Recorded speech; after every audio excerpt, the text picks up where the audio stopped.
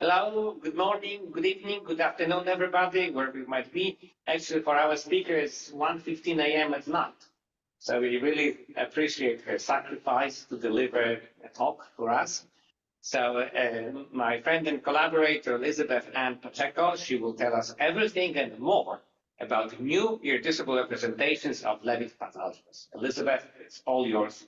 Take it away. Thank you.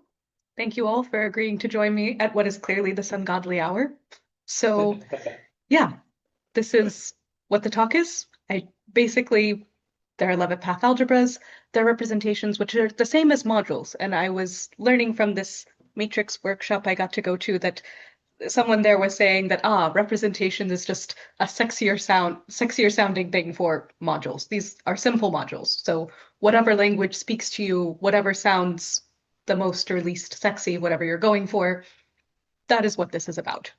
So I'm not used to, one, being given such a large amount of time, and two, preaching to the converted. So previous iterations of this talk had to convince people that, Leavitt path algebras are an interesting thing. Why, this is why you would care about Leavitt path algebras. You'll notice at the very bottom of my slide here, there's the math subject classification number, because that was something that happened during the time I was studying it. So look, we're legit. We're not just talking to ourselves.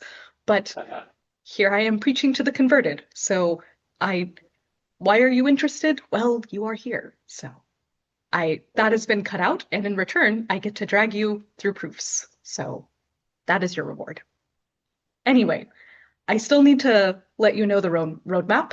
So these bolded terms are just things I will have to define, because no matter what, you cannot stop me from defining a directed graph gamma and defining the Leavitt path algebra, because maybe all of you are converted, but maybe some of you are less converted. So I will hopefully bring you into the fold. And this work will focus on representations/modules over the Leavitt path algebra. Previously known irreducible representations/simple modules were Chen modules, or projective modules generated by sinks, and in joint work with my advisor, who perhaps you saw last week, and he has of course made himself a difficult act to follow. If gamma has intersecting cycles, then the Leavitt path algebra has infinitely many isomorphism types of irreducible representations that are not Chen. Okay, so the roadmap, we take it in. And the beginning. I have to, of course, make sure we're speaking the same language. So here we go. I realized that dialects on this, I honestly thought, should I change? Because I think my audience would be more used to E being the digraph and E0 being the set of vertices instead of V, or E1 being the set of arrows. But it's 1:15. I'm gonna make mistakes anyway. So I decided to make it easier on myself. So you, dear audience, will have to be flexible to me. This is the price I demand. Anyway, Yes, however, I think at least I know that my convention agrees with Piotr's that S is the source map and T is the target map. Some of you might be used to R being the range map for these are the maps that send the arrows E to the vertices V and tell you the start and the end of each arrow. So we might maybe you use R, and there was no way I was going to please anyone anyway, so I'm pleasing myself at least. Okay, so then here are some other terms that you're probably already familiar with. Vertex with no arrows being admitted from it is called a sink. Vertices are paths of length 0, and paths that consist of a sequence of arrows where the target of one is the source of the next that's a path of length n. We will extend the source and target maps to all path. A cycle is a simple closed path, and this is one where I will make some sad. So I'm going to assume that both V and E are finite, making gamma a finite digraph. Life is interesting enough in this case already. As far as extending what will be talked about to more general cases, I think infinite emitters would actually be a big problem. In horizontal math, where I look up at the ceiling in bed and think, what things are possible? I think this could reasonably be extended to row finite, where you have infinitely many vertices, but each vertex is admitting at most finitely many arrows. So I think that's possible. But, quasi, don't sue me. Okay, so digraph. Easy. You can define it for, I could have defined it for my grandmother, God rest her. Anyway, the path algebra is also what you would think about. It's the algebra of paths. So you have formal linear combinations of path and gamma, where multiplication of paths is you concatenate them when they make sense, and you get 0 when they don't make sense. And you can extend this linearly. You can also think of it in terms of generators and relations, where the vertices are orthogonal idempotents. And if you take an arrow and you multiply on the left with its source or on the right with its target, it's the same as the original arrow. And yeah, so we've got the path algebra, but we're just 2 steps away from the Leavitt path algebra. So in order to get the Leavitt path algebra, you take the path algebra on... May I ask you an irrelevant historical question? So who came up with path algebras? Who was first to define these objects? And so I know there's Ara Moreno Pardo and Abram Zarandapino. They were 2 independent groups that did it. But they did Leavitt. I'm not talking about Leavitt. I know the history of Leavitt. It's relatively recent. Path I'm algebras? talking path algebras themselves. I mean, who was first? Like tensor algebras. It's something very fundamental. I cannot hear I'm sorry. Wait. Okay. Do you know? I can hear you. Yes. Oh, sorry. I was whispering that I have no idea. Do you know? Okay. Was this did I fail a pop quiz? I feel like I failed a pop quiz. Okay, I will try to Google it up. Sorry. Okay, go ahead. Okay. So hopefully at some point in this talk, we'll be able to give credit where credit is due. In the meantime, they remain a giant that we stand on the shoulders of. And this giant will also give us something called the Leavitt path algebra is going to be the quotient of the path algebra on the doubled graph. So the doubled graph is exactly, you have vertices and the set arrows E from your original graph, and then you add in more arrows, E star, which for each arrow in E, you add in this arrow with a decoration. And this exactly reverses the source and target from the arrow that it came from. These are dual arrows.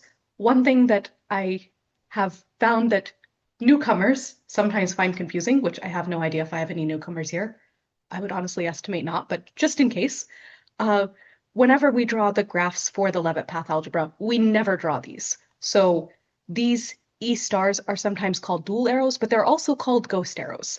And at least in the drawing case, that is very accurate. You never draw them. Why would you? It's too much. Too much. Okay. So you have graph. You have dual graph. You have path algebra. Sorry. You have your graph. You have the doubled graph, which includes these E stars. Then you have the path algebra on the doubled graph, and then you go further.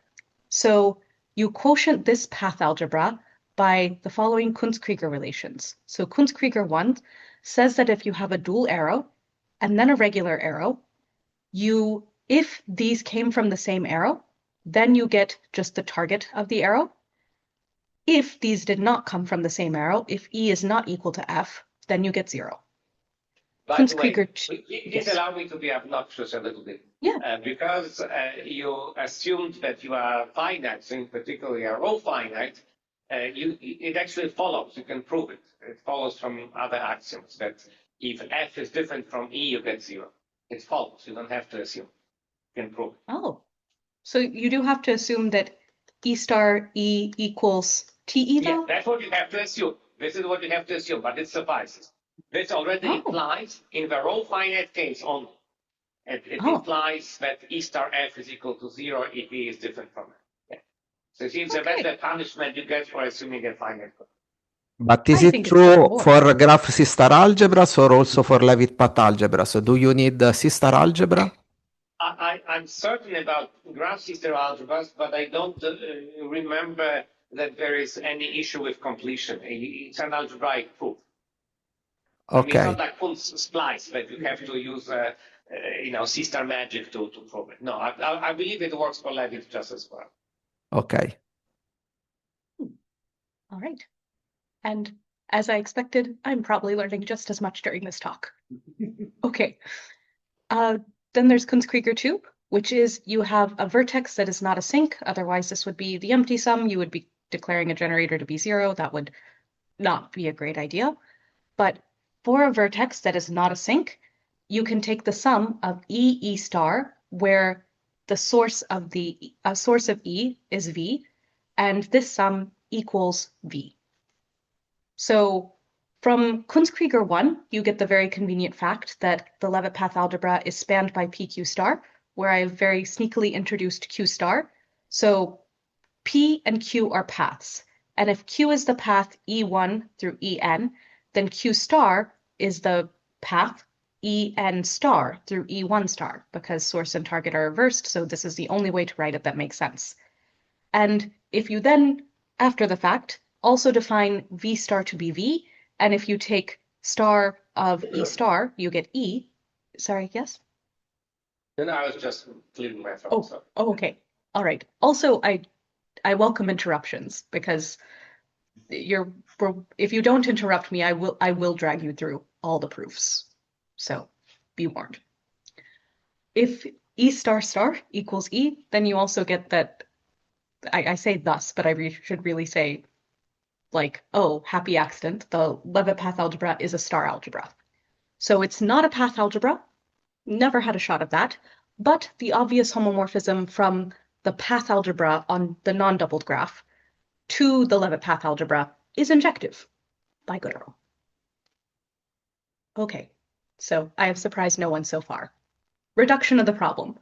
Reduction is maybe, I don't know if it's the best term, because reduction is a very loaded mathematical term. I didn't know how better to say this. If you have suggestions, I will take them. But basically it's this. Okay, so we have a directed graph, then we have the Leavitt path algebra, then I'm trying to figure out some more new, cool, interesting, simple modules over this Leavitt path algebra. So that's a lot of steps. So since we are going for simple modules, we can actually narrow our focus of what graphs and Leavitt path algebras we consider. Okay. So also conveniently on this slide, the complete classification of modules over the Leavitt path algebra is most likely wild, i.e. impossible. I got mixed feedback at this fancy matrix workshop in Creswick, Australia, which is near to Melbourne. Anyway, so one guy was telling me, like, yes, it is definitely completely wild. Like this guy and this guy, and I definitely took a picture somewhere on my phone about all the guys who are saying that it's wild. And then another guy was saying, like, actually, if you lessen your criteria of classification, I don't think it is wild. And so I was just letting people know that I am Sisyphus. I am pushing this boulder up a hill. It's a scenic view. I both care and I do not. So is it most likely wild? Maybe I should take that back. Maybe I should just say the complete classification. What's going on? I'm not sure, but so I should. Us that you are in a superposition, right? You are in an entangled state of mind. It's both wild and not wild. Exactly. Something like that. So yeah, like I should. One, I should actually investigate this more. Two, maybe there are some developments that say that maybe there's hope. I learned it's the hope that kills you, so I just try to keep that down. You'll collapse your wave function. That's it. I would rather not collapse, not at this hour. Okay. If I can say, just you see, I'm a set theorist, so it's possible to, from the point of view of the strictly set theory, to exactly measure how complex classification problem is. And there are notions of turbulence and just basically measure of how you compare different classification problems. But it's funny because different people have different measures of what classifiable is. So there is a paper by Andrew Thoms, myself, and Asger Törnqvist, in which we prove that classifiable C-star algebras are not classifiable.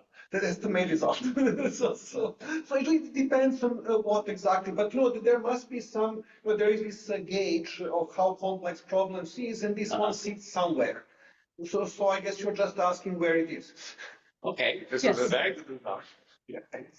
Yeah. So I should have, and I swear, like I went through this, I went through this, I went through this. I don't think I can classify this as a typo, but I don't know if I can classify this as honest. So maybe, oh, you know what? I have this. I can just go like this. Is most likely? Wow, Maybe? you crossed it out. Well, okay. Maybe. Maybe, yeah. Yeah, we'll go with that. Yes, that seems legally defensible. Okay, so we will go on the rest of this journey where we have the idea that we have this Leavitt path algebra, but we're only interested in simple modules.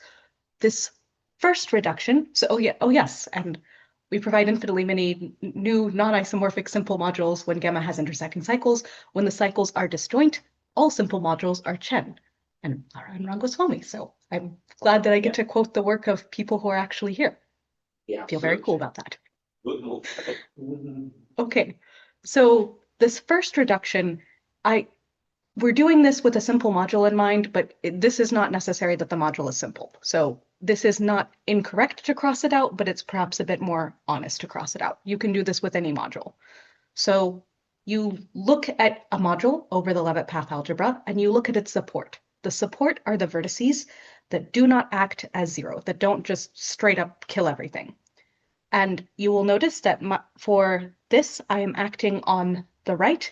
I will be almost entirely consistent with acting on the right, except for one place in this talk where I apologize in advance, but it was probably better that I did it that way. So we're acting on the right. These vertices in the support do not kill the module. And then you look at the full subgraph on V sub m. So you look at your graph gamma, you look at the subset of vertices V sub m, and your full subgraph includes these vertices and the arrows that start and end in this subset. And if, from the viewpoint of this particular module, the action of LF gamma is identical to that of of the Leavitt path algebra over the full subgraph on V sub m. And so this has been known for a while. I can't be like, oh, miracle, so surprising. But you take the Leavitt path algebra, you quotient by the vertices not in the support, and you get a Leavitt path algebra. Had you attended the previous talk, you would know that actually a generic quotient of the Leavitt path algebra is a Leavitt path algebra. But please forgive me, I continue to be happily surprised by this everyday miracle that you take a Leavitt path algebra, you quotient, you could have been flung across the universe, but no, you land on very familiar ground. Yeah, but you divide by the ideal generated by vertices, so that's not a surprise. It's a great ideal. But we can be appreciative over the everyday miracles. You know, the sun rises, the sun sets, it's beautiful each time. Like, yes. Okay, so from here on out, we're going to assume that our modules have full support. Moving on. Okay, this next reduction of the problem does assume that the module is simple. So here I don't have to cross out simple. So we have a preorder on vertices, which is predecessor. So U is a predecessor of V if there's a path where the source of P, path P's such that the source of P is U and the target of P is V. So squiggly arrow is a very convenient notation for this. So if both U and V are predecessors of each other, then we say that U and V are equivalent. So for instance, if you look at a cycle, then all the vertices that appear on this cycle are equivalent. Okay, so for a simple Leavitt path algebra module, there is a W such that the support of M is the set of vertices that precede this W. And of course, this W is not sacred or unique. Anything equivalent to W would work just as well. So if you look at that set of vertices that are equivalent to W, and then look at the full subgraph on that, the full subgraph gamma sub W. This is also a reduction that we can make. So the category of Leavitt path algebras over this full subgraph is equivalent to the full subcategory of LF gamma modules. We've already made the reduction that we are of full support of LF gamma modules n such that n is generated by NW. That is, you take n, you act with W, you then act with the whole Leavitt path algebra, boom, nothing is forgotten, you got everything back. And since M is a simple module, so M definitely falls into this category, this carries over to this other category. So we can restrict our attention to this strongly connected subgraph. Strongly connected, there we go. Our universe has gotten a lot more narrow. And there are two cases which, from the viewpoint of this work, are a little bit simple and done. And then this case, which is new and exciting. So either gamma is a single vertex, so Leavitt path algebra is just the field, and we know the modules over that, and we feel good. These would correspond to the projective simple modules over sinks, if you go backwards along all the reductions we have done. Or gamma is a cycle, in which case we know that the Leavitt path algebra is Morita equivalent to Laurent polynomials. And Laurent polynomials are a principal ideal domain. So we know the algebra, we know the modules. And these ones would correspond to the simple modules in this case would correspond to Chen modules or twisted ones. The twisted ones sometimes being called Rangaswamy modules. It's really cool that you're here. But here you can say even more. I mean, it's completely clear that this LF gamma is not just Morita equivalent, it's simply matrices over this Laurent polynomials. Yes. And the size of matrices corresponds to the length of your cycle. Exactly. Okay, and then there's this giant rug right here, which we're shoving in all these other guys, which gamma contains multiple cycle. Clearly there's a lot of graphs here, and this is where our work will be focused. Okay, so to stop the flow of this, and I'm going to need some symbolic dynamics. In full honesty, I feel like I learned a bit of symbolic dynamics just to horribly use and abuse it. And I hope that I feel that the introduction I will give you is not one that a symbolic dynamicist would give you. And I hope that when I meet a symbolic dynamicist one day, they will not shun me or be mad. But here is a very non-standard introduction to symbolic dynamics. It's very quick and to the point for what we need. Okay, symbolic dynamics. You have a finite set of symbols A that you call an alphabet. Elements of the alphabet are called letters or symbols. Finite sequences of letters are called words. And I think there's something else in this where it's called a language. Like, it's whoever came up with these terms, like, beautiful. I have no complaints. Okay. So one can construct bi-infinite or infinite sequences of letters indexed by Z if you're bi-infinite, or natural numbers if you're one-sided infinite. And we are going to be definitely using natural numbers. So the full A shift is denoted by this. This is just sequences of the letters indexed by the natural numbers. And you take the whole set, as soon as you have a set, you're like, why don't I have more structure? So you can give it the product topology. Generally, you give A the discrete topology, and that's definitely what we're doing for the future of this talk. So you have a set, great. What are the dynamics? The dynamics is given by this shift map. So the shift map goes from the full shift to itself, and it maps any point to the point that exactly shifts it. So I can see why, I can guess at least, that symbolic dynamicists might prefer to, they seem to prefer to work with Z, and I think it's because if you have a bi-infinite sequence and you shift the indices, you haven't lost any information. Here you definitely do. So if I have a one-way infinite sequence, and then what this shift map will do is it will chop off the first guy and then slide what was originally the second guy into the first guy's spot. And so you have lost information here. But yeah, these are all the ingredients you need for a dynamical system. But then, what are you doing here? Why have you visited this strange land?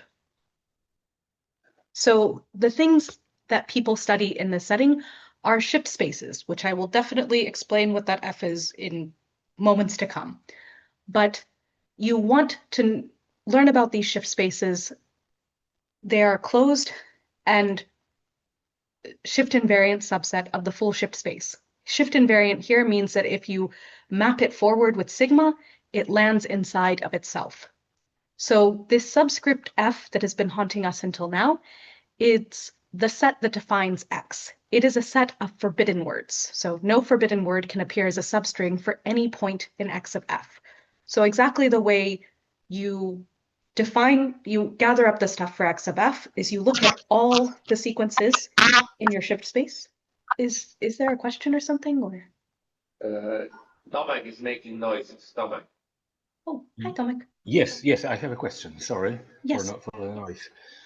Could you remind me what is closedness of the shift And space? so closed is exactly closed with the product topology.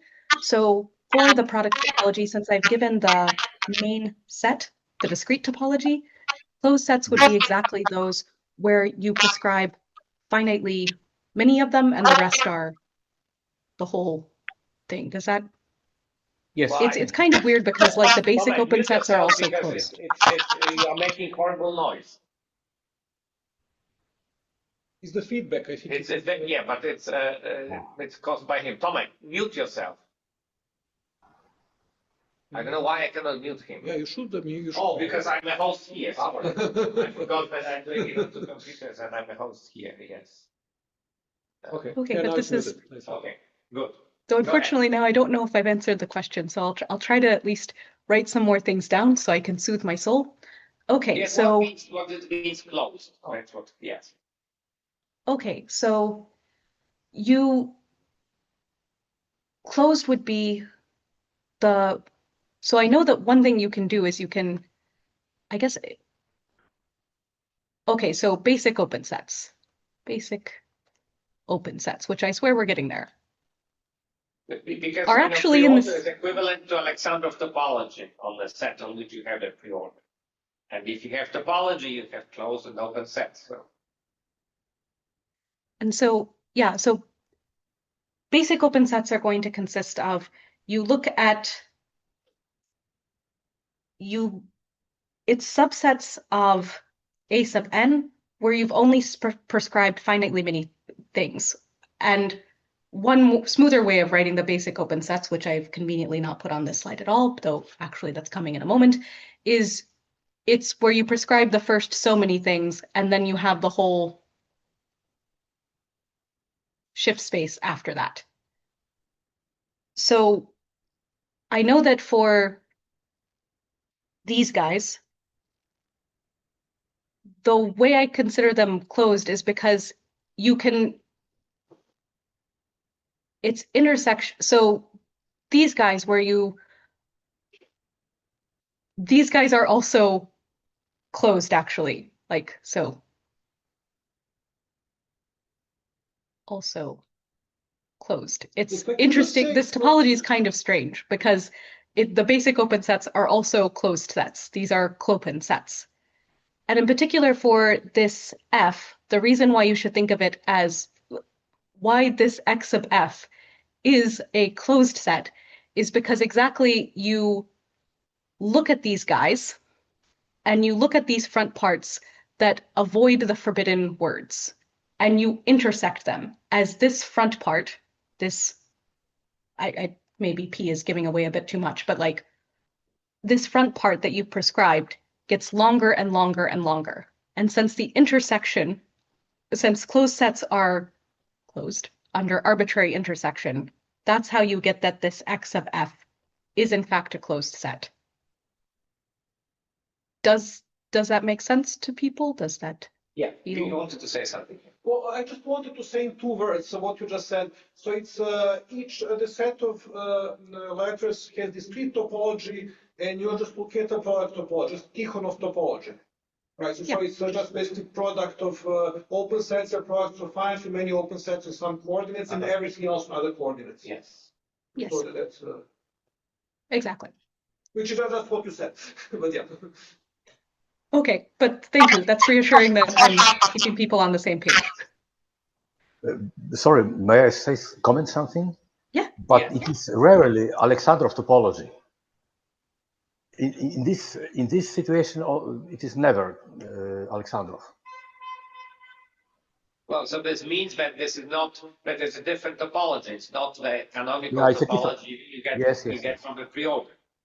Yeah, Because it's a different here one. you have this very rare example of equivalence of categories where actually your natural isomorphism that you get in the equivalence is really on the nose identity, which basically never happens. But it happens here when you prove that it's absolutely equivalent to talk about pre-orders or Alexandrov topology, where you just define that the set is open if and only for every point in the set every element which precedes it is also in that set. That's the definition of an open set. But I don't see The problem. a reason for this a to the power n to be naturally ordered. Yes. So I don't know how to view this very natural product topology as a kind of Alexandrov topology.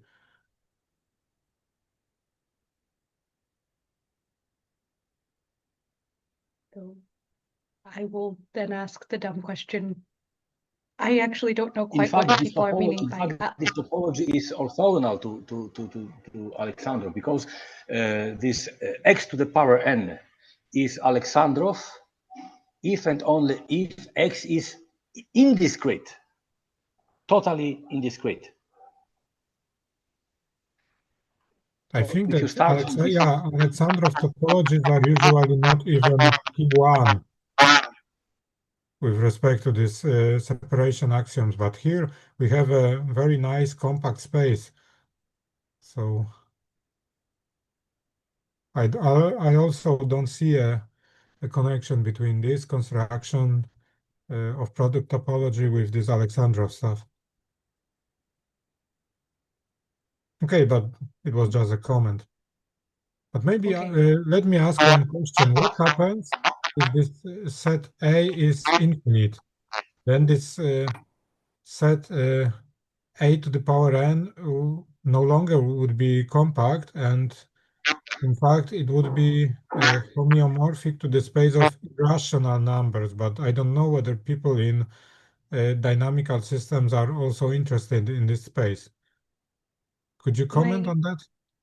My impression is that, which admittedly, I'm just a Viking to symbolic dynamics. I've gone in there, I've pillaged what I need, I've deprived I feel like a bad representative of symbolic dynamicist. However, it is my impression that whenever they do this, they give the set of symbols A, the discrete topology. But perhaps there are symbolic dynamicists that do more interesting sets. Okay, but still, even if A is discrete but infinite, you would get a different non-homeomorphic space. For example, let A be a countable infinite, like a set of natural numbers with discrete topology, and then n to the power n with product topology would be homeomorphic to the space of irrational numbers. This is no longer compact, for example. You are correct. But I don't know whether people in theory. Could you maybe please go to the previous slide? Sure, absolutely. What was the assumption on the set A? It was assumed finite. to be finite. Okay. So my question is whether is there any interest in considering A to be countable infinite? Still discrete, but countable infinite, or you didn't And so encounter I would it? be interested in that because I would need to consider that if I wish to extend this to the row finite case. But that is not what this talk is about. But yeah, there's interest from me, but I haven't done anything more than horizontal math where I stare up at the ceiling and wonder thoughts. Okay, let me maybe delve a little bit more on that. usually in this theory of dynamical systems, people are interested in compact spaces since they have many nice properties. But if your space, for example, like Poincaré recurrence theorem and so on, but once your space is no longer compact, I presume that there could be some problems, but I don't know how this fits into your interest. At least for this is not a problem that I run into. But yeah, if I wish to extend this to the row finite case, it is a problem that looms in my future. Okay, thank you. Yeah, no problem. Okay, so, all right, so this is good.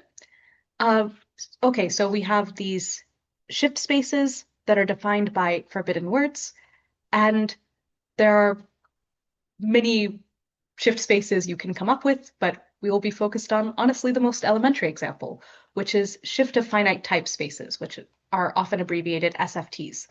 And it's finite type because F is a finite set. We'll also be interested in shift spaces that are irreducible.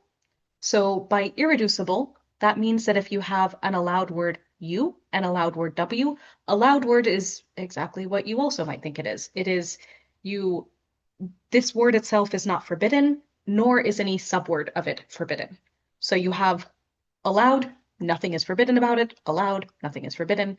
There exists a V such that you can shove it in between these words, and it is also allowed. So this is definitely something of substance because, of course, U itself might be allowed, but it might end with the start of a forbidden word, and V might have the end of a forbidden word in the beginning. So when you stitch these together, reasonably forbidden words might appear. But in the case of an irreducible shift space, you can find a V that works.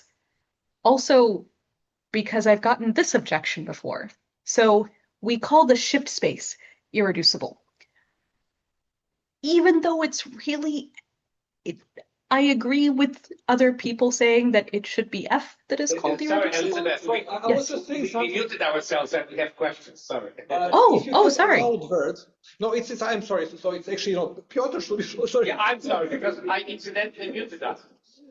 Okay. If you have allowed word, any subword is also allowed, because otherwise it would be forbidden. Yes. So that's not the issue. But the issue is that you want your action to be somewhat transitive. If you had U and V, which are both allowed, but they don't fit together, it would just mean that you have part of space where you have only U's and part of space where you have only W's. And you don't want that. That's what's going on. Like what irreducible to me means that when I take this space and I act with the shift map, I don't secretly have two chunks of shift spaces running parallel.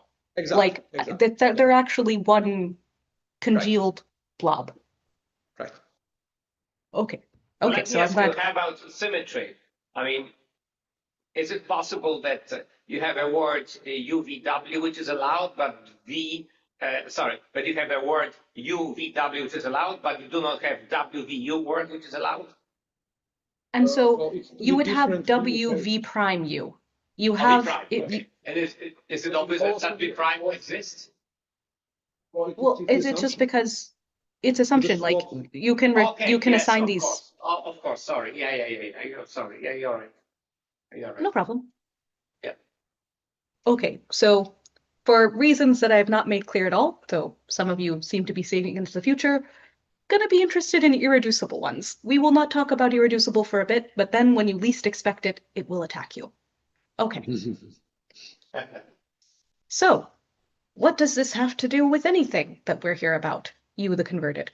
So there's one very natural example of a shift space that exactly ties in with what we've been talking about. So if we take E, the set of arrows, which is finite, and N, the natural numbers, and we take the full shift space on that, and then we let F be this finite set, which consists of EF, where the target of arrow E does not equal the source of arrow F. Then you get this shift space called boundary gamma. which is exactly the infinite paths in gamma. And just to state my religion, I do believe that the natural numbers include 0, but as far as the indexing here, it's really convenient if I don't start with 0. So forgive me my sins. I hold true to the faith, but just this, like, I tried typing it as E natural numbers minus 0, and it just got, I gave up. So I believe, but I have sinned. I confess and move on. Okay. You might be Also, forgiven if you repent.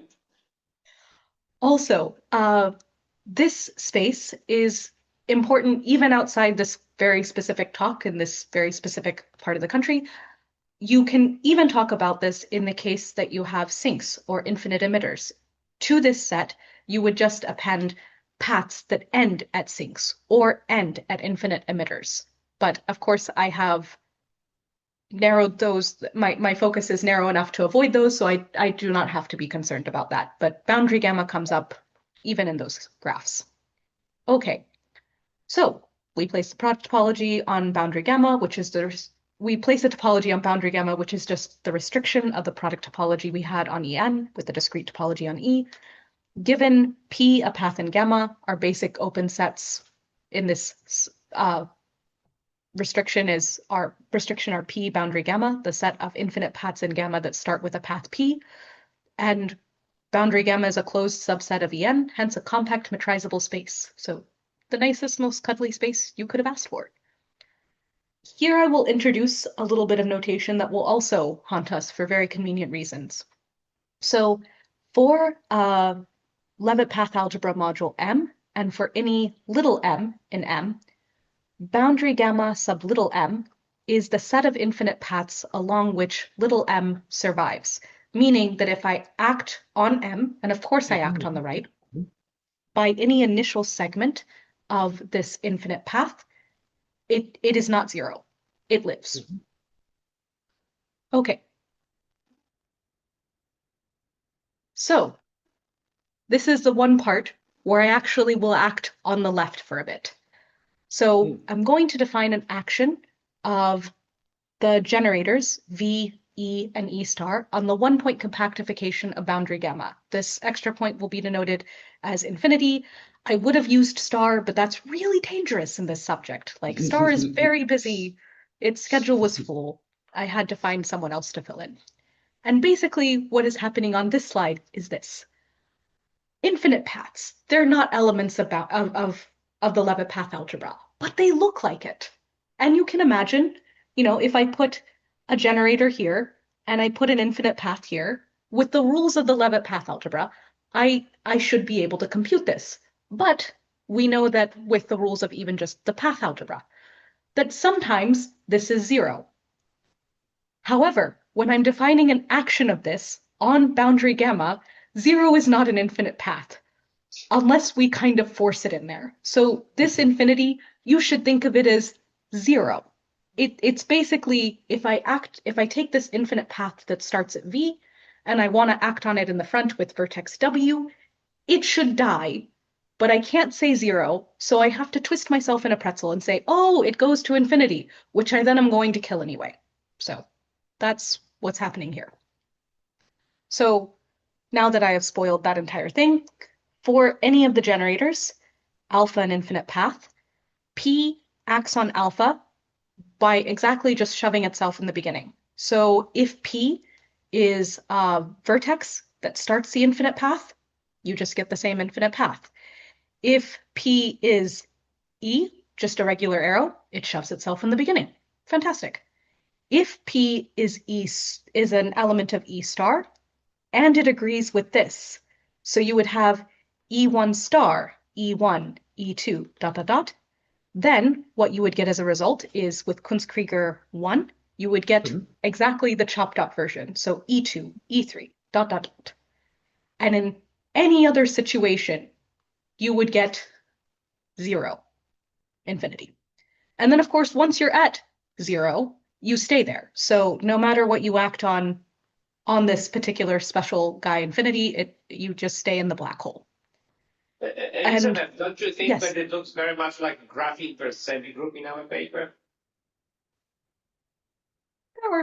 are similarities. Yeah, because you also add 0, yeah.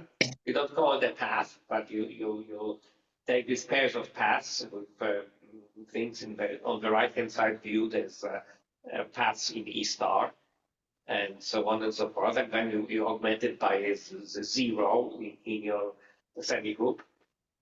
And the way you perform all this multiplication is exactly like you do it in graph inverse semi-group. Don't you think so? I could see. Okay. So, okay, then this is just a comment on how, okay, so I should be a little bit careful here.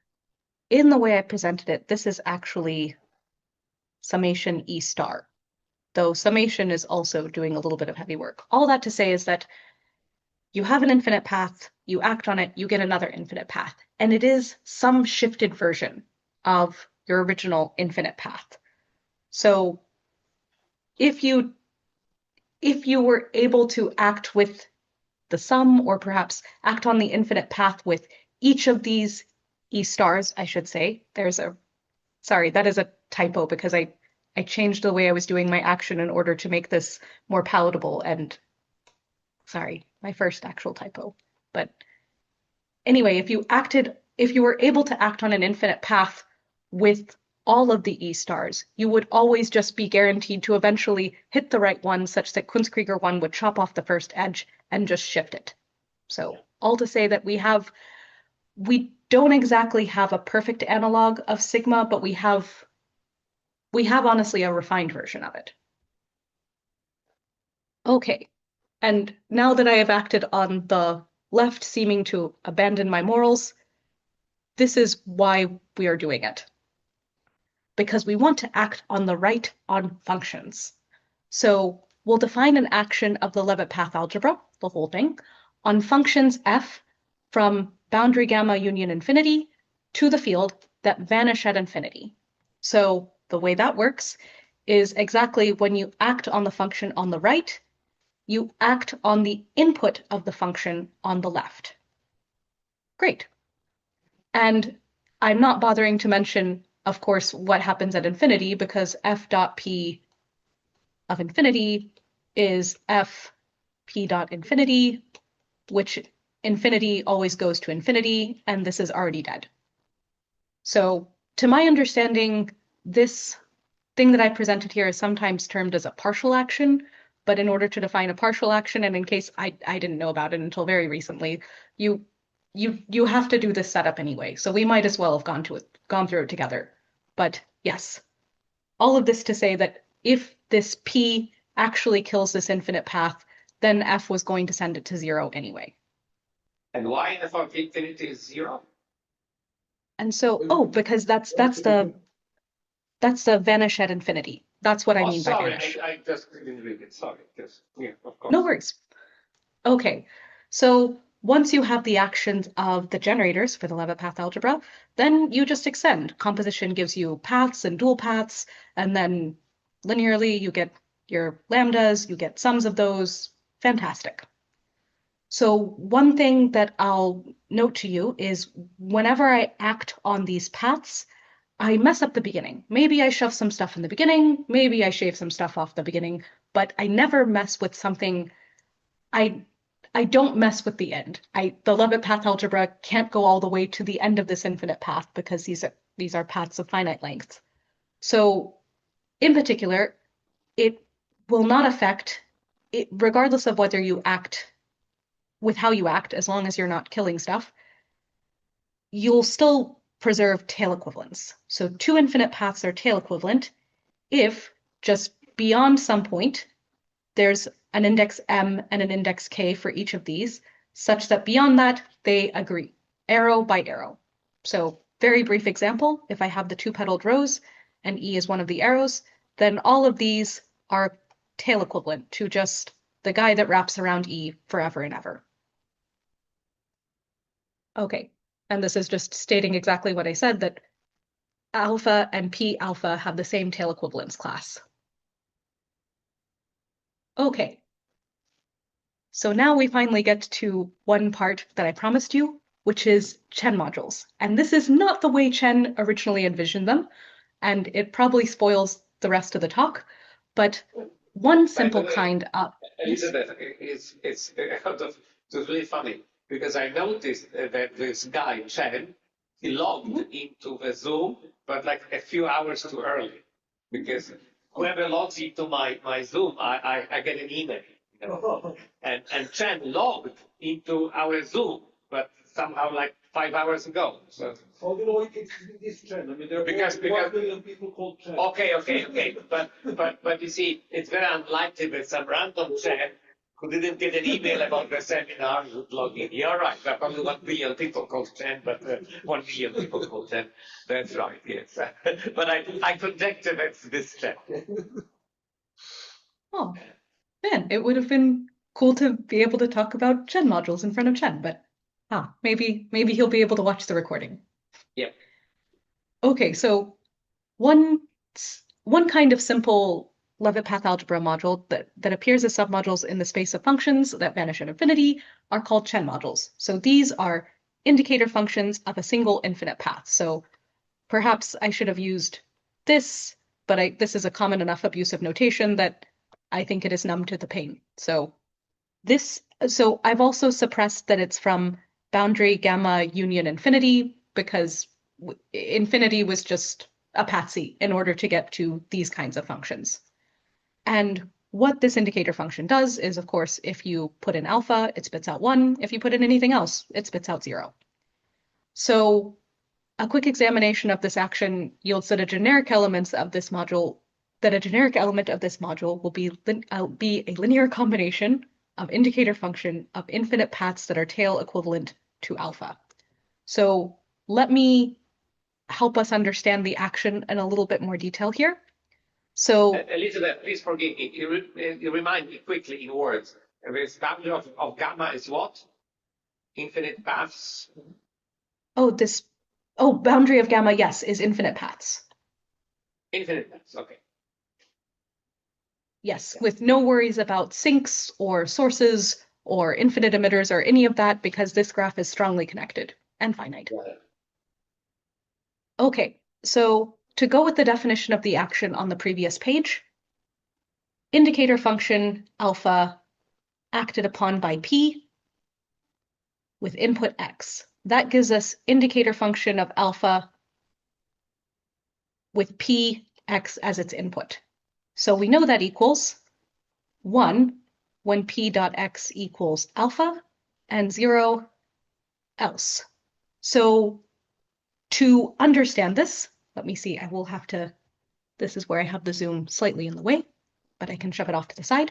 Good. Okay, so here are the cases. When P is an element of E, then we have this. Ex equals alpha. That's the only time where this spits out 1, and every time else it spits out 0. So then what needs to happen is that E needs to equal E1, and X is equal to E2, E3, ... That's the only way you can have these two infinite paths as exactly equal. So in particular, I'll notice here that indicator function of alpha acted upon by this P is indicator function of P star alpha. So by that, remember the only P that worked here, P is an element of E, but that was probably a little bit confusing. P equals E, element of E. There we go. Okay, so this indicator function of alpha acted upon by P is exactly the only P that works when P is a true blue arrow from our original graph is P equal to E1. And the thing that it indicates then is exactly the shaved off version of alpha. And we can check this in the other case too. When P equals E star, element of E star, and you want E star x equal to alpha, then x needs to equal e1, e2, ... Because exactly this e star in the beginning with Kunstkrieger 1 would shave off this e in the very beginning of x, and then you would get these two infinite paths to be equal. So again, indicator function of alpha acted upon by p equals indicator function of p star alpha, because here p was equal to e star, and of course if you star that guy, you get just shoving a regular arrow in the front. So it's more pretty to write the action in this way, but I am honestly more used to thinking of it this way, that when I act on this indicator function with p, I act with its dual in the front of the set that it indicates. And let me make you guys larger again. Sorry, I needed to minimize you slightly in order to see that part of my screen, but now I don't need it. Okay, so this is the classical presentation of Chen modules. And, well, sorry, these are classical Chen modules, but not in their classical form as Chen originally discovered them. Also, I will ask since this is one thing that I find I had an interesting time at this conference trying to figure out. So Chen modules are very elementary and basic and well-known in Leavitt path algebras. If anyone knows what their equivalent are in graph C-star algebras, please let me know, because Aidan Sims happened to be at this conference and I asked, oh, do you know about these modules? And perhaps I caught him on the wrong day or something, or didn't do a good job of explaining it, but he didn't know what their equivalents were in graph C-star algebras. And then someone said, oh, they're atomic modules. And then I asked Aidan and he said, no, or like he didn't know what those were. And then I think there's a different kind of module that's in any way, like we're separated by a common language. If you've seen this module in your neighborhood, please tell me. Because I know it is Chen. Number of screen to call if you see. Yes. Because this is very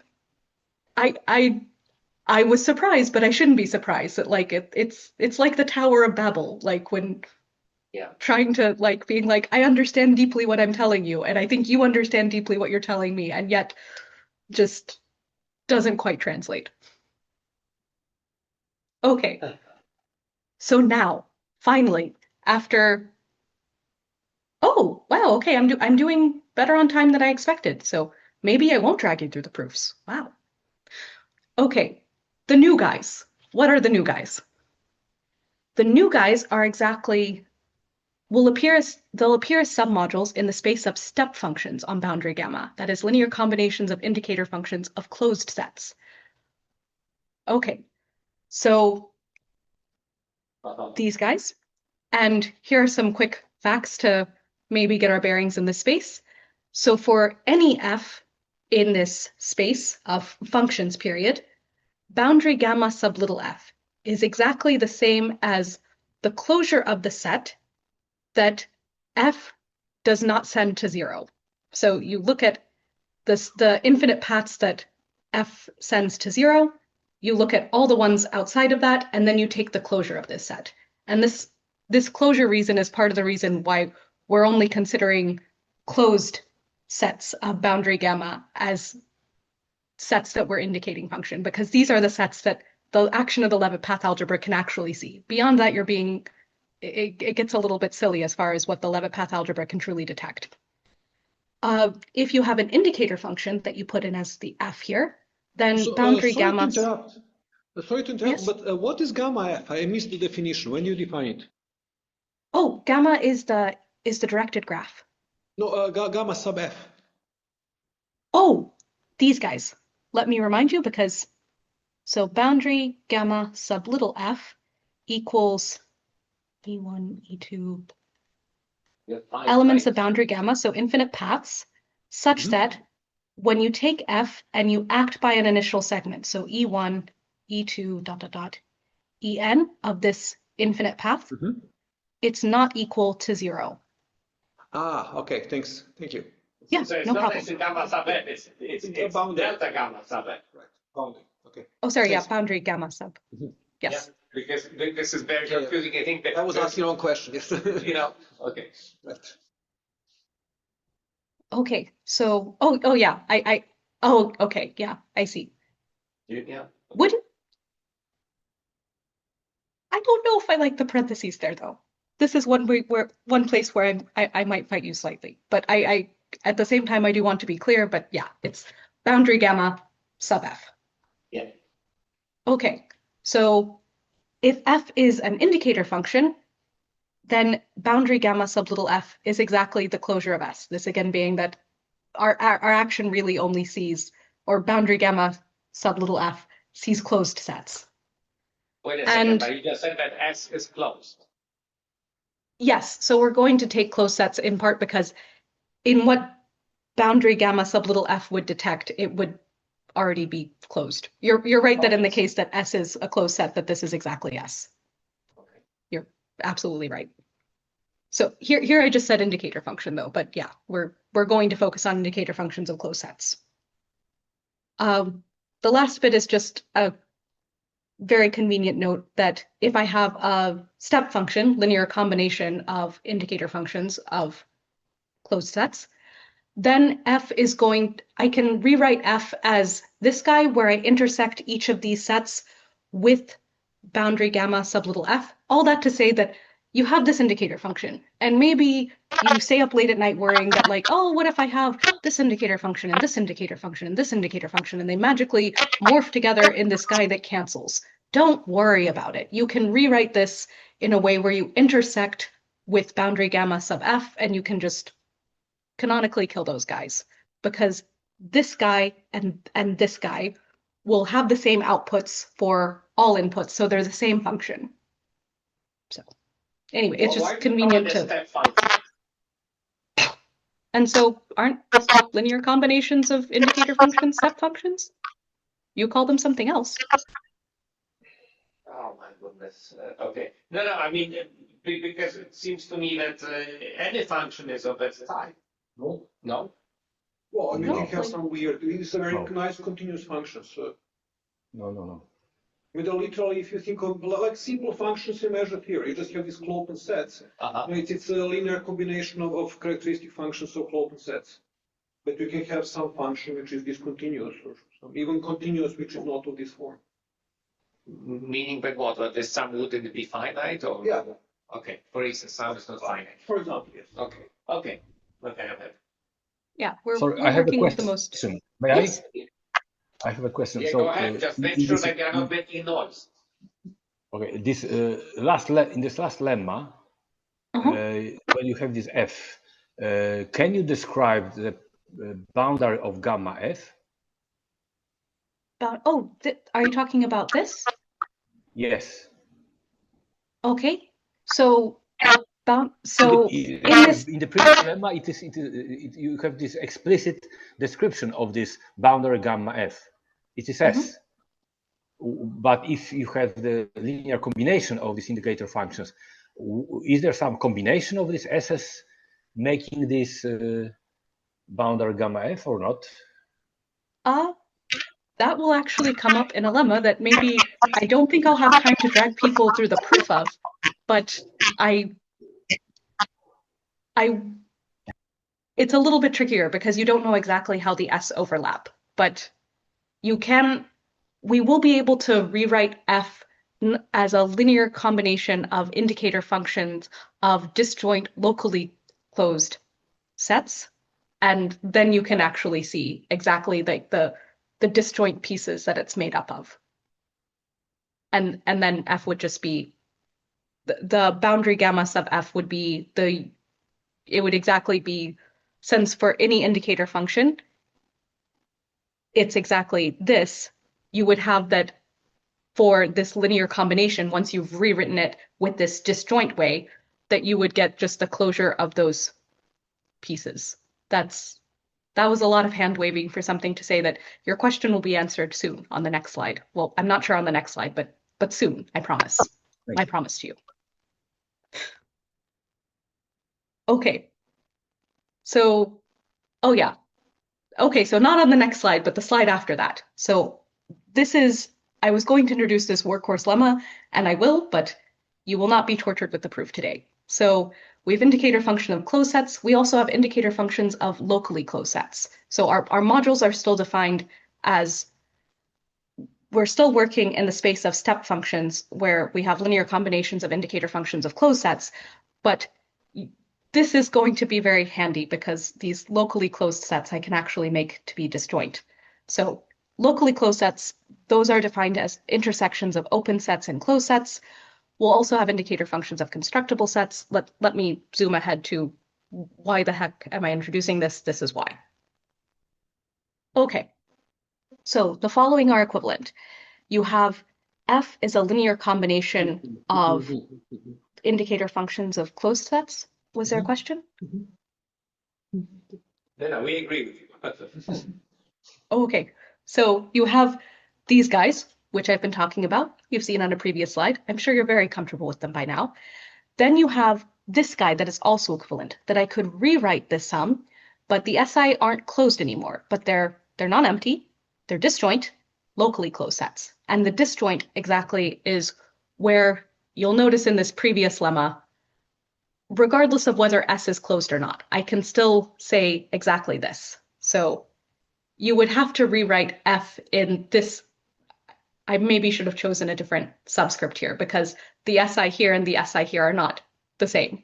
These are closed sets. These are disjoint locally closed sets. But you rewrite F as this, and then you'd be able to recover what boundary gamma sub little f is.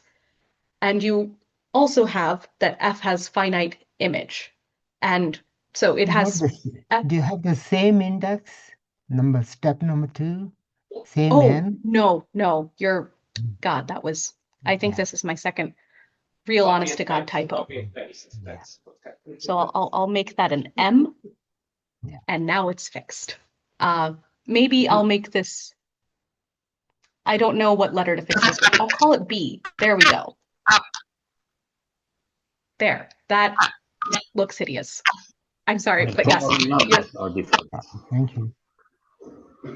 So you're right. These are... I should have given these different notations because although it was less clear to give them the same notation. It's more clear to give them different notation because yes, the number of sum ends, what these sets are entirely different. And in fact, maybe this should also be different. I'm just going to cross it out at this point. I don't know how to fix that. Okay. Also, F has finite image, meaning that it probably has 0 in its image, and maybe it has a couple other numbers, but only finitely many. And if you look at the inverse of any of these guys, those are constructible sets. And you lucked out that these arguments were not bad. Look how nicely, like, who doesn't like the following are equivalent proof, but you get to escape that hell. And then we have this. All right. This is just to say that if you have F, a linear combination of indicator functions with SI, so this lemma, maybe you're like, what is it good for? Aside from the question that was asked, how do we calculate boundary gamma sub F when F is a linear combination of indicator functions of closed sets? Answer being, transform it with 2 into non-empty disjoint locally closed sets and use the lemma here, union those sets together, and you're good to go.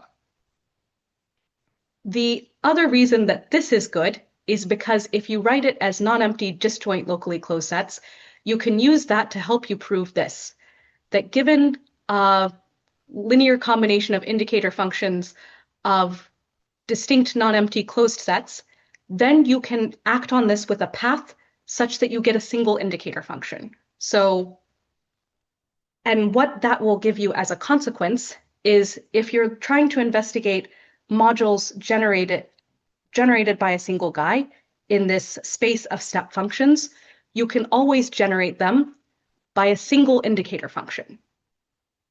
That's nice. I don't have to worry about like, oh, is this strange linear combination going to generate a simple module? I can look instead, is this particular indicator function going to generate a simple module? But that question is still hanging in the air. Do I have... Okay, well, time goes faster. Like I swear I thought I was going to have all this dead space, and I do not. I am not panicking though. Okay. I'm a bit confused of what you mean, the module of all step functions. Okay. So take all step function inside and they have a module over everything, right? The whole. So I guess it's saying if I have a module in this space of all step functions and it is simple, I can think of it as being generated by a. I'm confused. What is your ring? Your module is over what? My module consists of is the space of step functions. So I'm looking at yeah, but it's a module over what? Over which algebra ring? The Leavitt path algebra. I'm acting with the Leavitt path algebra. Leavitt path algebra, okay. Of this gamma, which is all this. Yeah, so I have this huge set of step functions that the Leavitt path algebra acts on, and I'm trying to find, if I look at simple guys in particular, instead of worrying about like, oh, this simple guy might be generated by this step function, I can instead look at this simple guy will definitely be generated by some indicator function. So instead of worrying about linear combinations of these guys, I can look at just the indicator functions. So but the sum is over one element, okay. Yeah, I can, this module will be generated just by a single indicator function. But then reasonable question remains about which indicator functions will give me simple modules. And so one last time, we're going to go on a journey and we're going to change the algebra. The last time, I promise. So this is something that I think you will be a fan of.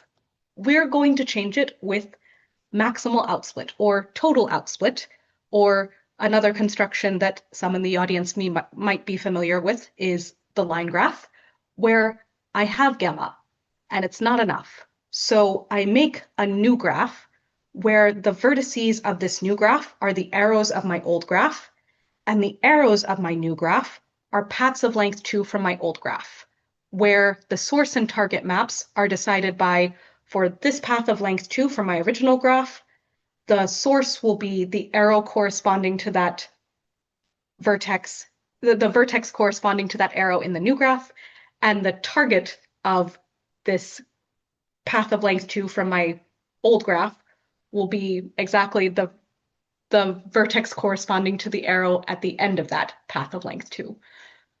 And these guys, this is exactly just carefully doing the outsplit move at each vertex, just being a little careful that you're not willy-nilly about it.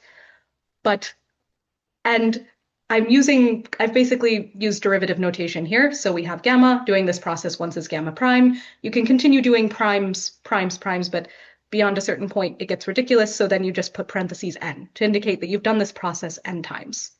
So let's look at this nice set of examples. The two-petaled rows, which if you thought you were done with it, it's here for the rest of the talk. I assure you, it's my favorite graph. So we have the two-petaled rows, and if I label it as I did before, this vertex would be labeled E, this vertex would be labeled F, this is EE, EF, because this is a path of length 2. It starts at the vertex E, it goes to the vertex F. This is FF, this is FE, because it starts at the vertex F and goes to the vertex E. I will not label this other one. That is homework. That is for you to do. But just to be clear, the maps given that show you that the Leavitt path algebras of these guys are isomorphic, it's not this. The outsplit map is in fact graded. It's the best map you could have ever asked for. But this will help, this kind of thinking, this line graph way of thinking, will help me define S for you in moments to come. The S whose indicator functions will generate simple modules. Okay, and then these were the proofs that I really thought I'd have time. And yet it has not happened once that I have run out of okay. I'm gonna scroll past this. Okay, so spoiler, if S is a set of all infinite paths on some strongly connected full subgraph of gammas outsplitted, maximally outsplitted n times, then the module generated by the indicator function S is simple. Okay, we breathe. Let me go back and show you an example of what I mean. So all of this is to say that earlier I was talking about SFTs, and boundary gamma itself is an SFT, right? There are finitely many forbidden words that define it. But we could forbid a little bit more. So let's say that I really hated the path FF. It was just like, it's not my thing, I don't like it. So I choose to forbid it. This, the infinite paths that you would see on this graph, would give you S, an SFT, that would whose indicator function would generate a simple module. The simplicity in this case is gotten by the fact that you might remember irreducible from earlier on, and I told you it would come to haunt you at a specific moment in the future, and the time is nigh. Irreducible, so each of these paths, each of these arrows is labeled by an allowed word, yes? And this graph, since I've only forbidden just a little bit, I've just forbidden FF, this graph is strongly connected. This graph being strongly connected exactly corresponds to the SFT being irreducible. So that took me a while to see. Hopefully I'm somewhat good at communicating it in a rush, but just one more time to make sure we're on the same page with what S would correspond to this strongly connected subgraph of some outsplit. So S would equal anything that avoids FF. So for instance, if I could go like this, I could go around this a couple times and here and back and here and back and here. So that would look like this infinite path. E. So if I start here with this arrow, EE, but then how you read the remaining arrows is you append this guy at the end that you see. So if I went around the loop twice, that would actually be EEE. And then if I go from left to right, that would append to F. Then if I go from right to left, that would append an E. Then if I do that American football again, that would be an F, that would be an E. Maybe I choose to go around this loop on the side again, E, so on and so forth. But if I read off paths on this strongly connected subgraph, I will exactly get these guys that do not contain FF. Because every time I append an F, I have to go backwards along here, and I append an E immediately afterwards. And yeah, it took me a while to see the picture of the irreducibility corresponds to the fact that I can connect any of these allowed words, that any kind of shift, either you can think of the shift in the actual symbolic dynamics case, where we had this one shift map that just attacked the whole thing, or this kind of finer version of the shift, I would say, where you're acting with specific arrows from the Leavitt path algebra, you would never get out of this graph. You would never get caught in a whirlpool where your module would not be simple. To maybe show you a non-example, let me reproduce this graph here, and let me forbid things that I should not forbid. Let's say I instead, I don't like this guy. So this guy, I'll remind you, in the original labeling, is EF. So if I forbid that, this graph that remains is not strongly connected. Exactly. What does S consist of? So S consists of either I'm stuck on this loop, so E, great, forever. I'm maybe stuck on this loop on the left, so that's F, forever. Or I'm at this loop on the, sorry, I think I might have mixed up left and right, but I'm stuck on this loop on the right, and then I move over. So F, and then I switch over to E. And this is a problem. In particular, for this S, if I take the indicator function of S and I act on it with F, this is actually fine. So remember, that what I do is I think of F star in front. Oh, well, okay, it's actually not fine, which is maybe what I would have wanted anyway. Okay, so if I act on F in the front, the path that was stuck at F forever is fine. The path that started at F and then switched to E, those are fine. Those have perfect analogs.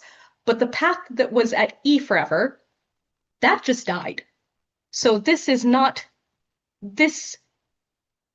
If you act with F star, you get something that you can never recover, this infinite path that was all E's. So it's not simple. You can't go back to where you started. Also, if you take this guy and you act with E, so that's indicator function of E star S, this would kill everything except for the infinite path that was just E all along. This is, again, catastrophic. You cannot recover from this. You cannot go from this result back to your original indicator function of S. So that's why strongly connected / irreducible is so essential for this in order to define simple modules. And let me check. These were the proofs that you are spared graciously. This is just saying that, huzzah, these are the guys that work. We're very happy. How do we, okay, I'm not panicking. I'm not panicking. I have around 9 minutes left. I'll breathe in, I'll breathe out. I'm sorry if that made awkward noise. Okay, I've made new modules. And maybe you're like, new? You haven't proved that they're new. That is a fair point. So in order to show that they're new, what we'll do is we'll look at boundary gamma sub little m, and if you union them across all the little m, you can look at boundary gamma sub capital M. But in particular, when m is a simple module, you can actually just look at boundary gamma sub little m when you're looking up to tail equivalence. Wait, Elizabeth, yes. Just to make sure we're on the same page. When you write this n, you mean that the statement is true for any natural number? Sorry, are you talking about this? Where n is this steps in outspeed, yes. What's the status, what's the quantifier for n? Any natural number. So in this case, this 0, I mean to be the original graph. Yeah. I know the definition of gamma n. I'm asking what is the quantifier for n. So you say that this claim of your theorem holds for any natural number n. Yes. Okay. As long as you look at gamma, maybe you outsplit it so many times, maybe you maximally outsplit it so many times, maybe you didn't, but then wherever you land, you wipe the dust from your eyes, and then you choose a strongly connected subgraph. Indicator function of infinite paths on that strongly connected subgraph will give you will generate a simple module. Now we're on the same page. I was just missing like a statement for a phrase for any n. Yeah, that's a good, man, the typos just keep piling up.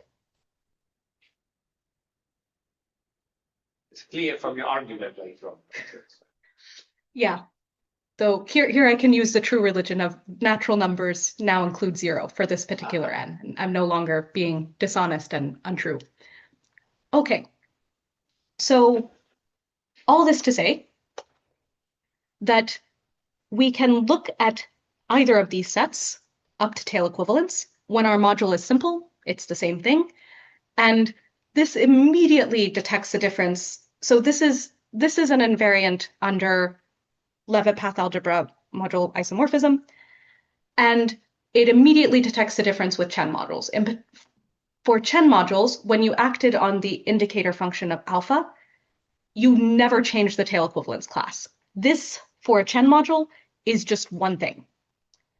But as soon as you are not Chen, the set S actually, the tail equivalence classes are uncountable. So you get a lot more things.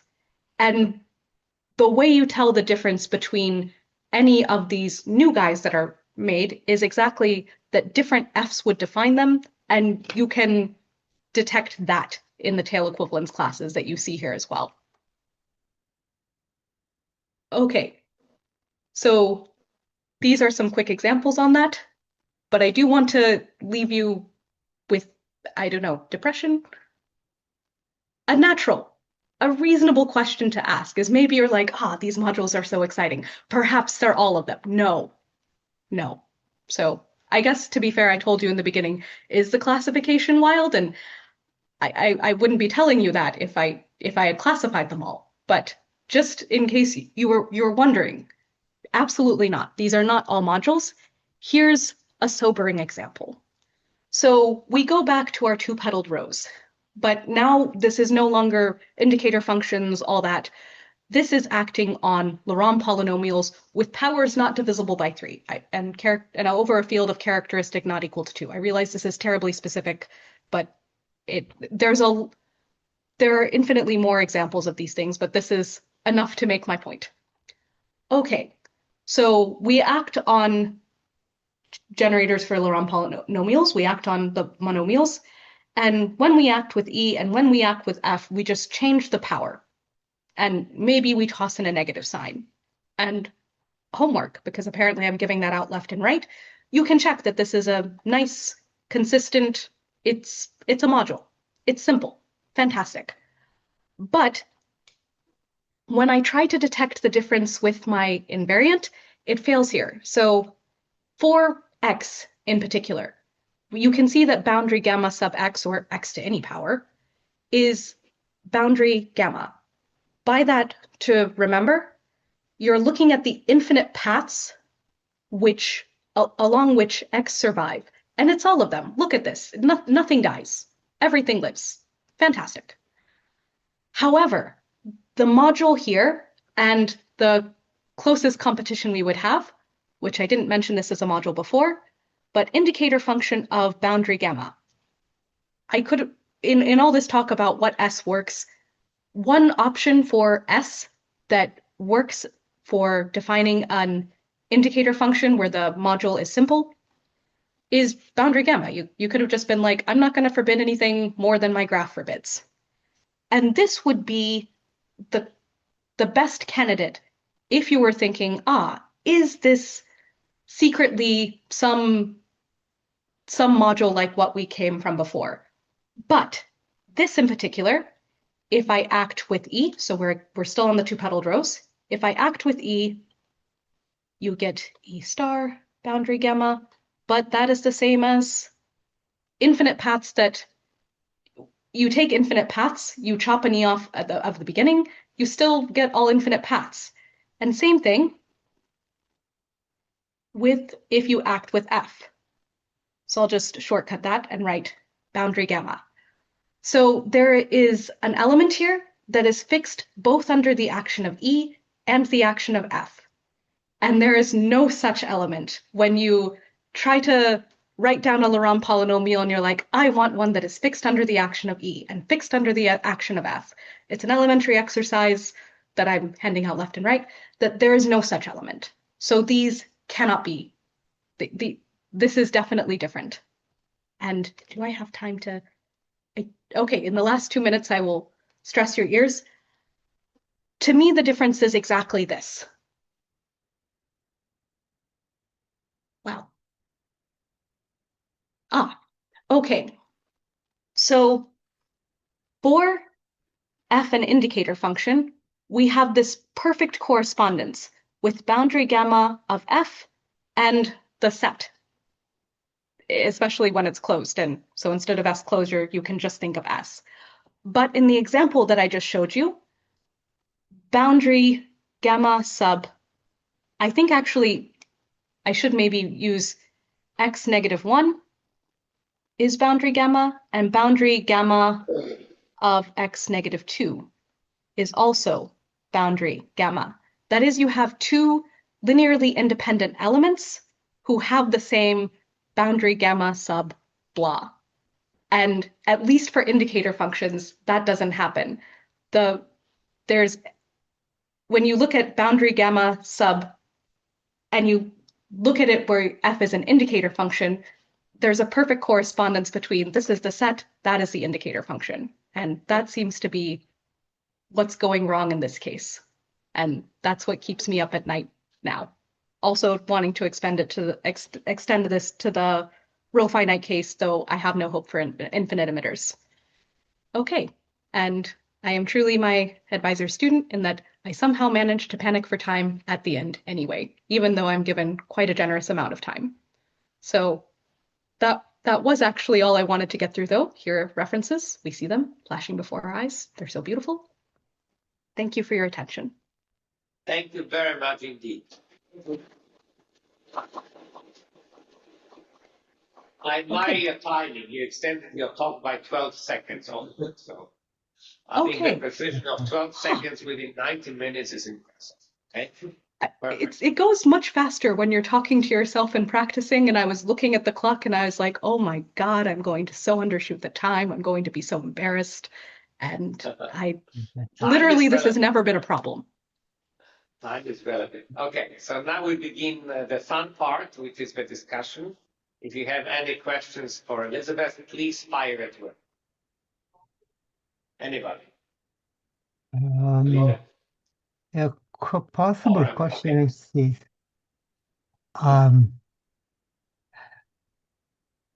Whether any of these simple modules that you indicated is finitely presented. It'll be kind of interesting. And so they're finitely generated. Yeah, but finitely, in the case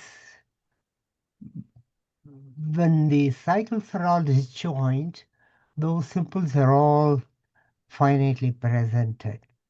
And so I'm just wondering, perhaps, in fact, if it's possible to show that these simple modules are not finitely presented, there could be another way of justifying that none of them is isomorphic to the previously generated simple modules.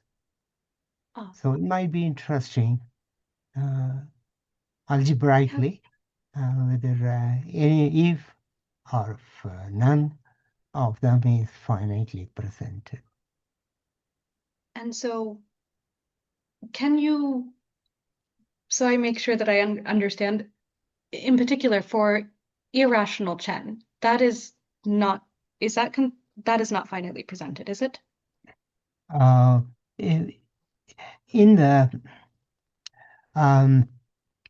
In the case of finite graphs,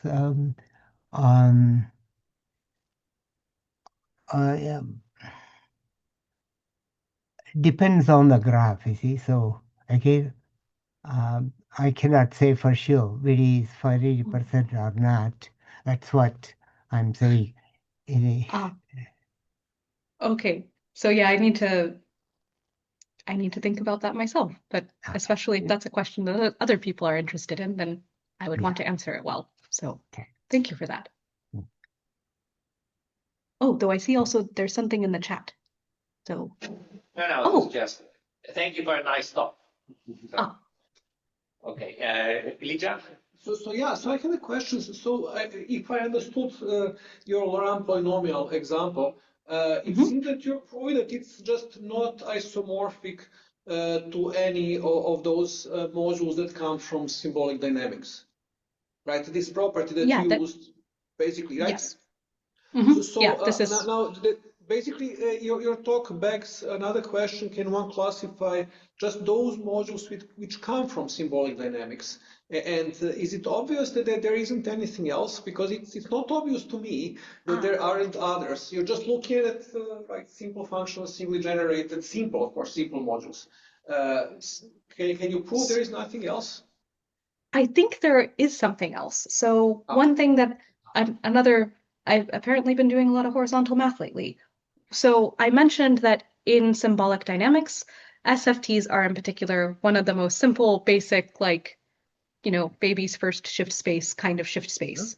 But there are other shift spaces. So let me go I don't know if we really needed to go all the way back here, but we're on this journey and we're almost there. There. Okay, so actually, I guess here.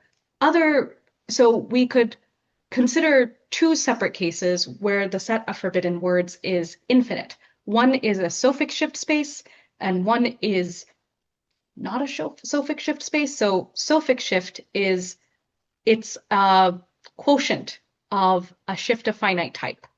And one classic example of this is something called the even shift.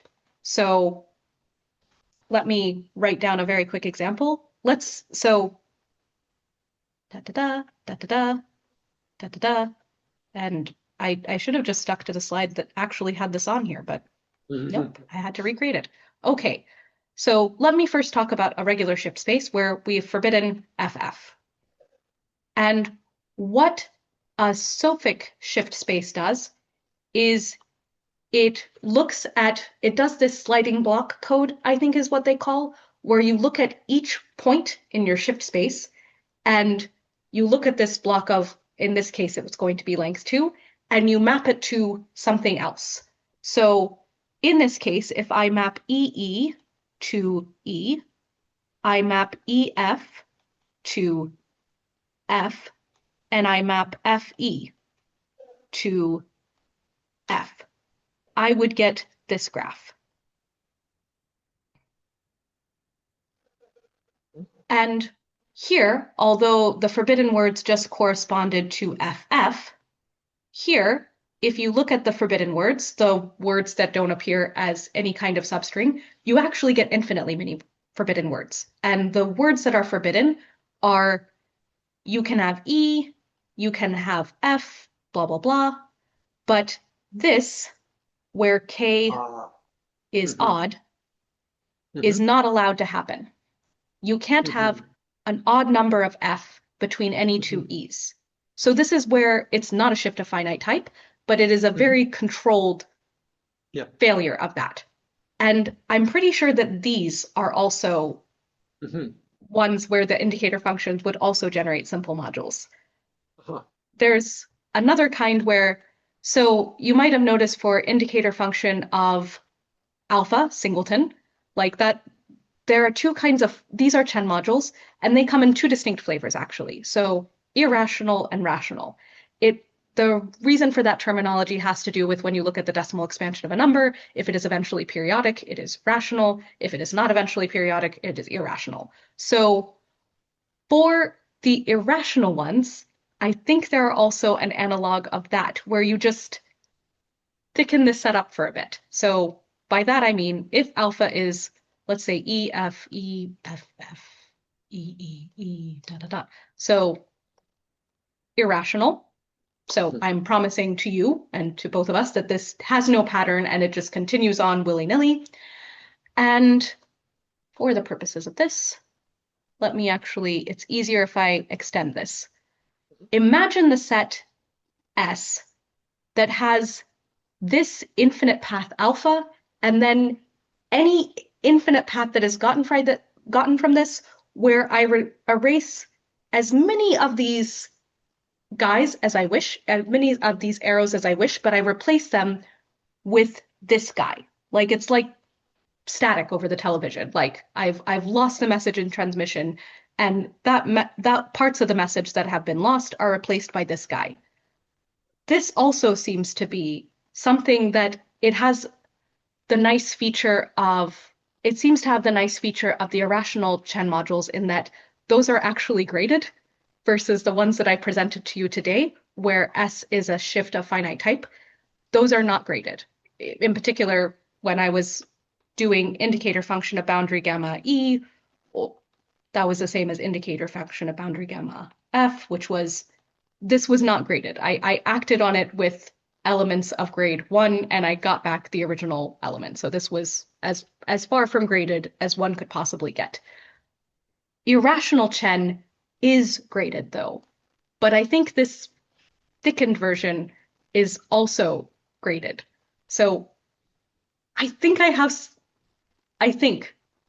have some handle on, there are more S's out there that define simple ones, but it is not written up yet. So instead I'm just babbling like a madman saying like,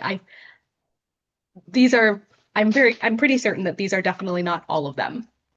I think I might have a handle on all of them, but that is, yeah, I should not make such wild statements. I'm just gonna, there are more though, I'm pretty sure. Thank you. Thank you. Sorry, Elizabeth, it's a very dummy question, but I don't understand your picture. Which one? You say F here and F there, but they have different arrows. So what do you mean? Okay, so what I'm saying is that imagine I have the 3 petaled rose. Like we're talking about this picture, right? Oh, okay. Oh wait, are we talking about this picture, or was there a different part No, that you're was? talking about this picture. So I don't understand this example of not finite shift. I don't understand this. Why it has to be Okay. odd. Okay, so the question I was trying to answer was indicator function of S. We know that when S is an SFT, that we get a simple, this indicator function generates a simple module, but are these all? Are there more? And here I was trying to provide an example that I believe is graded, but it's not this SFT kind of business.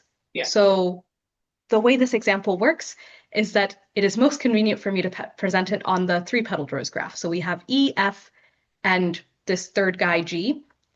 And alpha is an irrational path on the EF part. So it's E's and F's and E's and F's, and there's no pattern. It's not periodic. It just goes off randomly. And then what S is it's, let me actually write it down because that would probably be helpful. It equals alpha union, very technical, messed up alphas. So by messed up alphas, I mean you look at alpha and then there was some corruption in the data that was transmitted to you. You forgot the first arrow. Maybe you forgot the first 50 arrows. Maybe you forgot arrows beyond a certain point. I'm actually very specific here that it's not that you've forgotten finitely many things. You could have forgotten arbitrarily many things. And the things you've forgotten, you erase those positions on alpha and you exactly replace them with G. So one example would be G, F, E, F, F, E, E, E, dot, dot, dot. Or another example would be G, G, G, G, G, dot, dot, dot, dot, dot.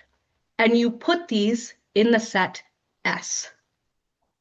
So the interesting thing about S now is that S still has this alpha. I believe S still acts in this graded fashion, but it's thickened up with all this noise. But it's something that's, to me, appears to not be Chen, but to still be graded, where a lot of people seem to care about grading. And I think sometimes when I've told them about these modules, they've been disappointed to learn that my modules in particular are not graded. That just laughs in the face of the graded structure. But these guys, to me, seem to be graded. This is all, though, kind of, I do a lot of horizontal math. Does this make more sense? Yeah, it makes much more sense to me. And you are still talking about simple modules all the time. Yes, yes. For some reason, that is the universe that I care about deeply. And yes, we want our modules to be simple. I guess, to be fair, we would really want to talk about irreducible modules because we know that the module category isn't semi-simple, but come on, I need some structure. Like irreducible. What am I going to do there? Maybe someone else can tell me. Anybody else? Adam? I'm happy, thank you. Thank you for the talk. Thank you. Okay, if there are no other questions, well, okay. So in Thank this you, case, Elizabeth. let us thank Elizabeth again for a very beautiful and exciting talk. Yeah. Thank you so much. Thank you. Appreciate it. You know, for me, it proves that speakers should give talks at 1 a.m. Absolutely reasonable time to give a talk. Now let me try to stop the recording. It is not so obvious. Thank you. I hope you get some sleep now. Thank you. I cannot find wait. I want to stop the record.